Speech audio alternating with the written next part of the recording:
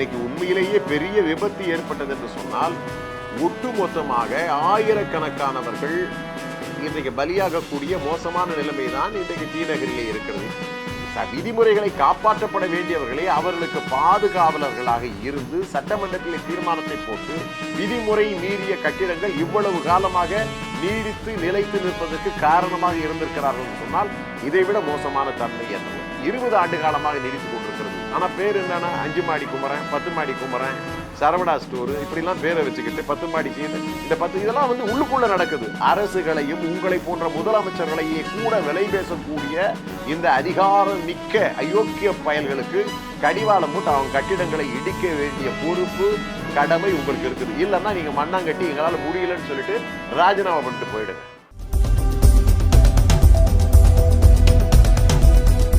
அன்பிற் சிறந்த நண்பர்களே வணக்கம். நலம் நலமறிய ஆவல். இன்னைக்கு நீதியின் குரல் சார்பாக பாஸ்கரனாகிய நான் என்ன தகவல்களை சொல்ல போகிறேன் என்கிற ஆவல் உங்களிடத்தில் இருக்கலாம். புதிதாக பொறுப்பேற்றுள்ள விஜய் அரசு அத்துமீறி கட்டப்பட்ட கட்டிடங்களை இடிக்கப் போகிறது. குறிப்பாக சரவணா ஸ்டோர் மீது, குமரன் ஸ்டோர் மீது, இப்படி நிறைய எண்ணிக்கையில் இருக்கிறது. விதிமுறைகளை மீறிய 25க்கும் மேற்பட்ட கட்டிடங்கள் தீநகரிலே இருக்கிறது. ஆயிரக்கணக்கிலே சென்னை நகரிலே இருந்தாலும் கூட அனுமதியின்றி விதிமுறைகளை மீறி கட்டப்பட்ட கட்டிடங்களை இடிக்க வேண்டும் என்கிற ஒரு தகவல் சென்னை மாநகராட்சிக்கும் சென்னை பெருநகர வளர்ச்சி குழுமம், அதாவது சிஎம்டி என்று சொல்லப்படுகிற அந்த அமைப்பும் செயல்படுத்தப்பட வேண்டும். கடந்த 20 ஆண்டுகளுக்கு மேலாக இந்த பிரச்சனை நடைபெற்று கொண்டிருக்கிறது. 2 அடுக்குக்கு மேல் கட்டக்கூடாது, இதுதான் விதி என்று இருக்கிற பொழுது இப்படி தான் பார்க்கிங் இருக்கணும், இப்படி தான் தீயணைப்பு விதிமுறைகள் இருக்கணும், இப்படி தான் பாதை சாலைகளை சார்ந்து கட்டிடங்கள் கட்டப்பட வேண்டும் என்கிற ஒரு நிலைப்பாடு இருக்கிற பொழுது அவைகளெல்லாம் மீறி இன்றைக்கு கட்டியிருக்கிறார்கள். இப்போ சமீபத்தில் சென்னை சில்க்ஸில் ஒரு விபத்து ஏற்படுகிற பொழுது தீயணைப்பு வாகனங்கள் உள்ளே வர முடியாத ஒரு நிலைமை ஏற்பட்டதற்கு என்ன காரணம்? இன்னைக்கு உண்மையிலேயே பெரிய விபத்து ஏற்பட்டது என்று சொன்னால் ஒட்டுமொத்தமாக ஆயிரக்கணக்கானவர்கள் இன்றைக்கு பலியாகக்கூடிய மோசமான நிலைமை தான் இன்றைக்கு தீநகரிலே இருக்கிறது. இதே போல சென்னையிலே விதிமுறை மீறி கட்டப்பட்ட கட்டிடங்களின் காரணமாகவே இந்த உயிரிழப்பு சம்பவங்கள், இந்த அசம்பாவிதங்கள் ஏற்படுவதற்கான வாய்ப்புகள் இருக்கிறது. இதைத்தான் இன்றைக்கு சமீபத்திலே வந்த ஒரு உத்தரவுக்காகத்தான் இந்த நிகழ்ச்சியை நான் ஏற்பாடு செய்திருக்கிறேன். விதிமுறை மீறிய கட்டிடங்களை இடித்து தள்ளுங்கள் என்று மாநகராட்சிகளுக்கு உத்தரவு வந்திருக்கிறது. அது ஏற்கனவே பார்த்தீங்கன்னா சென்னை உயர்நீதிமன்றம், அதற்கு பிறகு பல நீதிமன்றங்கள் சொன்னாலும் கூட இப்போ உச்ச நீதிமன்றத்தினுடைய நீதியரசர்கள் ஜேபி பர்த்திவாலா அண்டு மகாதேவன் அடங்கிய அமர்வு இதை தெளிவுபட சொல்லி இருக்கிறது. அதாவது தமிழக நகராட்சி நிர்வாகத்துறை இயக்குனர் எஸ் சிவராஜ் அவர்கள் உச்சநீதிமன்ற தீர்ப்பின் அடிப்படையில் நடவடிக்கை எடுக்க வேண்டும் என்று சொல்லி நகராட்சி நிர்வாகங்களை இன்றைக்கு அவர் கேட்டுக்கொண்டிருக்கிறார். அப்படின்னா இன்றைக்கு ஆளக்கூடிய அரசு யாருடைய அரசு? விஜய் அரசு. விஜய் அரசுக்கு இந்த விவரம் தெரியுமா என்று சொன்னால் தெரியவே தெரியாது. சமீபத்திலே வாரியத்திற்கு ஒரு பொறுப்பை போட்டிருக்கிறார்கள். சென்னை பெருநகர வளர்ச்சி குழுமத்தினுடைய தலைவர் யார் என்று உங்களுக்கு நன்றாக தெரியும். இப்போ இந்த நிலையிலே உச்சநீதிமன்றத்தின் உத்தரவின் அடிப்படையிலே நாடு முழுக்க நடவடிக்கைகள் எடுக்கப்பட்டு வந்து கொண்டிருக்கிற பொழுது திமுக அரசு போல, அண்ணா திமுக அரசு போல இவர்களும் பாவலா காட்டப் போகிறார்களா என்று சொன்னால், ஏற்கனவே இன்றைக்கு இருக்கக்கூடிய ஆட்சியாளர்கள், அமைச்சர்கள் ஒவ்வொரு சுரங்கத்துக்கும் போயிட்டு என்ன நடந்து கொண்டிருக்கிறது என்று ஒவ்வொரு குவாரியையும் போய் என்கொயரி பண்ணிகிட்டே இருக்கிறாங்க. இப்போது சட்டமன்ற உறுப்பினர்கள் போய் இது ஆய்வு செய்கிறாங்கன்னா, இல்லைங்க அவங்க ஆய்வு செய்வாங்க, அதுக்கு பின்னாடி கமிஷன் கேட்பாங்க. இது ஏற்கனவே இருந்த நடைமுறை. அந்த நடைமுறையைத்தான் இன்றைக்கு விஜய் அரசு பின்பற்ற போகிறதா என்கிற ஒரு கேள்வி இருக்கிறது. ஏன்னா நமக்கு பொறுத்தவரையிலும் அந்த கட்சியினுடைய அமைச்சர்கள், சட்டமன்ற உறுப்பினர்கள் என்று நமக்கு யாரையும் பெரிதாக தெரியவில்லை என்று சொன்னாலும் கூட சமீபத்திலே இதற்கான பொறுப்பாளர்கள் நியமனம் செய்யப்பட்டு வந்திருக்கிறார்கள். 20 ஆண்டு காலமாக நீடித்து கொண்டிருக்கிற பிரச்சனை. 20 ஆண்டுகளுக்கு மேலாக விதிமுறைகளை மீறி எப்படி இந்த கட்டிடங்கள் இடிக்கப்படாமல் இருக்கின்றன என்று சொன்னால் அவருக்கு காரணம் ஒன்று இருக்குது. திமுக அரசிலே அன்றைக்கு கலைஞர் இருந்தபொழுதே ஒரு ஆர்டினன்ஸை போட்டு சட்டப்பேரவையிலே அன்றைக்கு ஆளுங்கட்சி, எதிர்கட்சி எல்லாரையும் சமாளிக்க இவங்க ஒரு டீம் போட்டாங்க. எங்கள் டி நகரில் இருக்கிறவங்க இந்த விதிமுறைகளை மீறியவர்கள் எல்லாம் ஒரு கையில் எல்லாருக்கும் பணத்தை கொடுத்து ஆர்டினன்ஸ் போட்டு வச்சு அந்த கட்டிடங்கள் காப்பாற்றப்பட்டு விட்டன. விதிமுறைகளை காப்பாற்றப்பட வேண்டியவர்களே அவர்களுக்கு பாதுகாவலர்களாக இருந்து சட்டமன்றத்தில் தீர்மானத்தை போட்டு விதிமுறை மீறிய கட்டிடங்கள் இவ்வளவு காலமாக நீடித்து நிலைத்து நிற்பதற்கு காரணமாக இருந்திருக்கிறார்கள் என்று சொன்னால் இதைவிட மோசமான தன்மை என்ன? 20 ஆண்டு காலமாக நீடித்து கொண்டிருக்கிறது. நீங்களாவது இந்த பிரச்சனையில் நடவடிக்கை எடுப்பீர்களா என்பதற்காகத்தான் இப்போ இந்த தகவலை நான் ஆரம்பித்திருக்கேன். ஏதோ எடுத்தேன் கவிழ்த்தேன் என்று சொல்வதற்காக நான் வரவில்லை. சட்டங்கள் போட்டாலும் திட்டங்கள் தீட்டினாலும் தொல்லைகள் தீருவதாக இல்லை என்கிற அடிப்படையிலே தான் இன்றைக்கு உங்கள் அரசு இதை பற்றியெல்லாம் தெரிந்து வைத்திருக்கிறதா? நீங்கள் ஒரு மாறுதலுக்கான அரசு, லஞ்ச ஊழல் இல்லாத ஒரு அரசாக நாங்கள் செயல்படுவோம், சட்டத்தின்பால் என்று உறுதிமொழி எடுத்திருக்கிறீர்கள். நீங்கள் அந்த அடிப்படையிலே இந்த கட்டிடங்களை நீங்கள் என்ன செய்ய போகிறீர்கள்? அல்லது கடந்த அரசுகள் என்ன செய்ததோ அது மாதிரி கட்டிங் வாங்கிக்கிட்டு நீங்கள் என்ன பண்ண போகிறீங்களோ தெரியல. அன்றைக்கு 100 கோடி 200 கோடி என்று கைமாறியதனுடைய காரணமாகத்தான் சட்டப்பேரவையிலே ஆர்டினன்ஸ் போட்டாங்க. எல்லா கட்சிகளும் சகட்டு மேனிக்கு எல்லா கட்சிகளும் கோடி கணக்கிலே பணம் வாங்கி கொண்டு சட்டமன்றத்திலே ஒரு தீர்மானத்தை போட்டு இன்றைக்கு அதை செய்திருக்கிறார்கள். இன்றைக்கு இந்த வழக்கிலே நீதிபதிகள் உத்தரவு கொடுத்திருக்கிறார்கள். என்ன செய்ய போகிறார்கள்? இந்த நியாயமாக பார்த்தா என்ன செய்யணும்? ஒரு நீதிமன்ற உத்தரவு, ஒரு நோட்டீஸ் சென்னை மாநகராட்சியும் சிஎம்டியும் ஒரு நோட்டீஸ் அனுப்பி நீயா இடிச்சுக்கிறியா இல்லை நான் இடித்து தள்ளட்டுமா அப்படின்னு கேட்கணும். இந்த நாட்களுக்குள்ளே நீங்கள் இடிச்சுக்கலாம், நான் வந்து இடித்து தள்ளுவேன் அப்படின்றது தான் விதிமுறை. ஆனால் இதை கூட ஏன் செய்ய இவ்வளவு காலம் இவர்கள் தயங்கி இருக்கிறார்கள் சொன்னால் ஆளுக்கு ஒரு வழக்கு ஒன்று போட்டுப்பாங்க. அந்த வழக்கின் அடிப்படையிலே இன்றைக்கு இவர்கள் காலம் தள்ளலாம், இந்த கட்டிடங்களை காப்பாற்றி கொள்ளலாம். இதை தான் உச்சநீதிமன்றம் ரொம்ப தெளிவுபட சொல்லி இருக்கிறது. ஏதோ இதை காப்பாற்றி விடலாம் அல்லது இதற்காக நீங்கள் வந்து சென்னை பெருநகராட்சி மூலமாக ஒரு பணத்தை கட்டிவிட்டு மீண்டும் இவைகளை எல்லாம் சரி செய்து கொள்ளலாம் என்று எதிர்பார்த்தீர்கள் என்று சொன்னால் நிச்சயமாக அதெல்லாம் நடக்காது. அதுக்கெல்லாம் உச்சநீதிமன்றம் முற்றுப்புள்ளி வைத்து விட்டது. நீதியரசர்கள் தெளிவுபட சொல்லிவிட்டார்கள் எதை இவர்கள் மீது நடவடிக்கை எடுத்தே தீர வேண்டும் அப்படின்னு. பார்த்தா இங்கே பார்த்தீங்கன்னா ஒரு லிஸ்ட்டே வந்திருக்குது.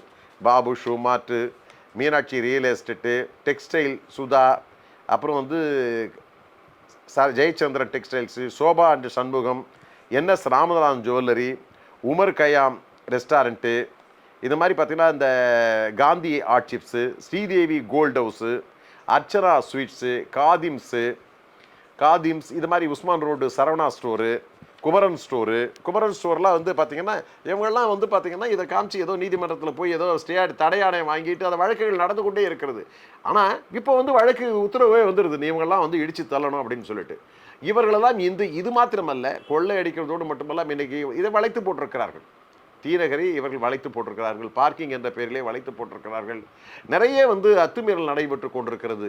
இன்றைக்கு நம்ம பொறுத்தவரையில் என்ன, இது வந்து காலங்காலமாக இப்படியே ஒரு தலைமுறை அரை நூற்றாண்டுகள் நாம் இவைகளை எல்லாம் பொறுத்து கொண்டிருப்பதா என்று தான் நான் கேட்கிறேன். என்ன வேடிக்கையாக இருக்குது.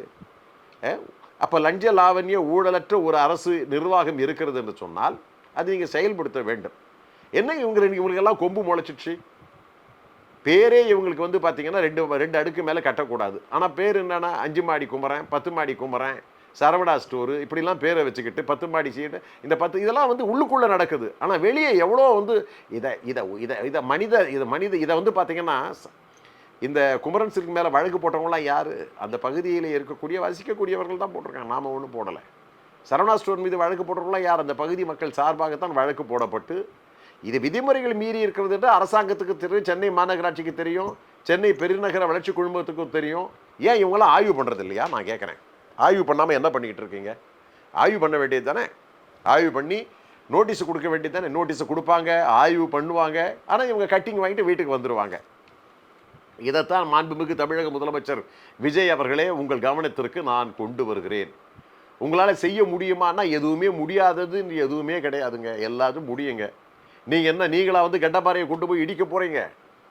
நீங்கள் கையில் உச்சநீதிமன்றத்தினுடைய உத்தரவு இருக்கிறது. நீங்கள் ஒரு உத்தரவு கொடுத்தீங்கன்னா அதை நடைமுறைப்படுத்தப்பட வேண்டும்.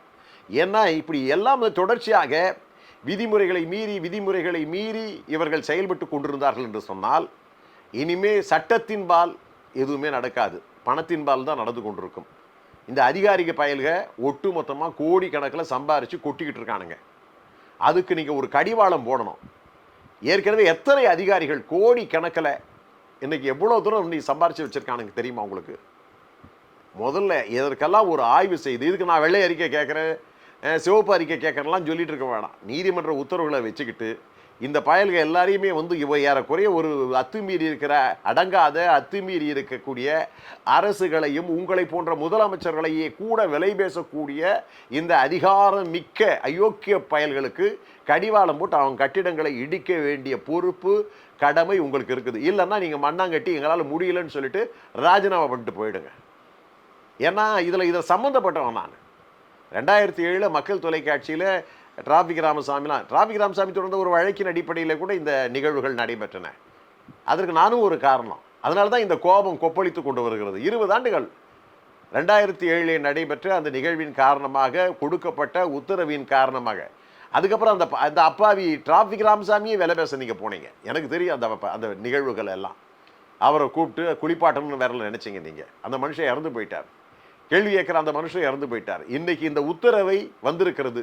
அந்த உத்தரவை இதுவரை எத்தனை பத்திரிகைகள் இதை வெளிச்சம் போட்டு காண்பித்தன என்று எனக்கு தெரியவில்லை. தினமணி பத்திரிகை தலையங்கம் எழுதியிருக்குது, தினமலர் பத்திரிகை தலையங்கம் எழுதியிருக்குது, அப்பப்போ தினத்தந்தி பத்திரிகையும் எழுதிக்கிட்டே வருது. ஆனால் திடீர்னு பார்த்தா அவர்கள் எழுதி கொண்டிருக்கிறவர்களை நிறுத்தி விடுகிறார் என்று சொன்னால் அதற்கு பின்னணியில் நீங்கள் கொடுக்கக்கூடிய விளம்பரங்கள் ஒரு காரணமாக இருக்கிறது என்கிற தகவலையும் என்னால் மறுக்க முடியாது. இவை உண்மை நிலைகளை நீங்கள் உணர வேண்டும். உடனடியாக ஒரு வார காலகூலத்தில் இந்த அறிக்கையெல்லாம் கொண்டு வந்து எந்தெந்த கட்டிடத்தை எப்படி இடிக்க வேண்டும் என்கிற உத்தரவை முதலமைச்சருடைய மேடை மீது கொண்டு வாருங்கள் என்று சொன்னால் அவர்கள் கொண்டு வந்து மறுநாளே நிற்பார்கள். அதற்கான அதிகாரம் இருக்கிறது. முதலமைச்சருக்கு ஒரு மிகப்பெரிய அதிகாரம் இருக்கிறது. அவர் உத்தரவிட்டார்கள் என்று சொன்னால் எத்தனை அதிகாரிகள் இருக்கிறாங்க, ஐஏஎஸ் அதிகாரிகள், அவரெல்லாம் ஒட்டுமொத்தமாக ஏற்கனவே அந்த கோப்புகளில் இருக்கிறது. எது இடிக்கப்பட வேண்டும், எதன் மீது நடவடிக்கை எடுக்கப்பட வேண்டும், யாருக்கு அனுமதி கொடுக்கக்கூடாது என்கிற தகவல் இருந்து கொண்டிருக்கிறது. உண்மையிலேயே உழைத்து ஒழுங்காக கட்டிடங்கள் கட்ட வேண்டும் என்று சொல்லுகிறவர்களுக்கு அனுமதி கொடுப்பது கிடையாது. இது மாதிரி கொள்ளையடித்து மக்களை சுரண்டி அதிக லாபத்துக்கு விற்று கொள்ளையடித்தவர்கள் இன்றைக்கு மாடிக்கு மாடி கட்டி கொண்டிருக்கிறார்கள். ஏன் விதிமுறைகளுக்கு உட்பட்டு தான் கட்ட வேண்டியது தானே? உங்களுடைய வணிக தளங்களை எல்லாம் இன்றைக்கு வெளிப்புறமாக கொண்டு வர வேண்டியது தானே? வெளிப்புறமும் இப்போ நீங்கள் கொண்டு போயிருக்கீங்க, அது வேற விவகாரம். ஆனால் இந்த தீநகரிலே உங்களுடைய ஆட்டம் கொட்டத்தை அடக்க வேண்டும் என்று சொன்னால் மாண்புமிகு தமிழக முதலமைச்சர் அவர்களே, உங்களுக்கு உண்மையிலேயே தைரியம், துணிச்சல், நிர்வாக திறமை இருக்கிறது என்று உண்மையானால் நீங்கள் நடவடிக்கை எடுப்பீர்கள் என்று நம்புகிறேன். ஆகவே தான் இதுக்கு நான் என்ன டைட்டில் கொடுக்க போறேன்னு சொன்னா, இன்றைக்கு சரவணா ஸ்டோர், குமரன் ஸ்டோர், இந்த மாதிரி எல்லாவற்றையும் விதிமுறை மீறிய கட்டிடங்களை இடிக்க போகிறார் மாண்புமிகு தமிழக முதலமைச்சர் விஜய் அவர்கள் என்ற தலைப்பு தான் நான் கொடுக்க போறேன். அதை நீங்கள் செய்வீர்கள் என்ற நம்பிக்கையுடன். நன்றி, வணக்கம்.